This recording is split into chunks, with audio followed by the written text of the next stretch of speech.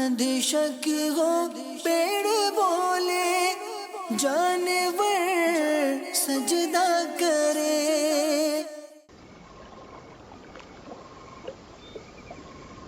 سبحان اللہ. ناظرین، مکے کے در و دیوار کتنے خوش قسمت ہیں کہ آقا کا دیدار خوب رچ کے کیا ہوگا.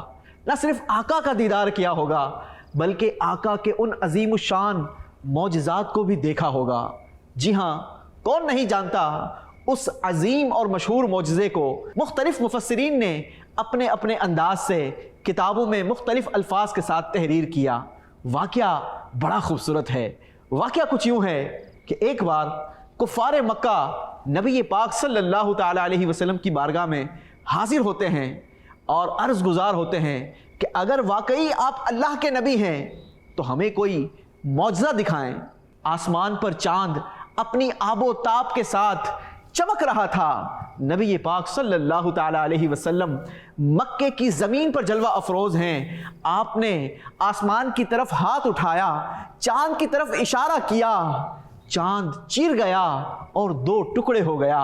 نبی پاک کا اتنا عظیم معجزہ ہو اور خان وعدہ اعلیٰ حضرت خاموش رہے، یہ کیوں کر ممکن ہے؟ برادر اعلیٰ حضرت فرماتے ہیں قمر ایک اشارے میں دو ٹکڑے دیکھا، زمانے پہ روشن ہے طاقت کسی کی. چاند شک ہو پیڑ بولے جانور سجدہ کرے.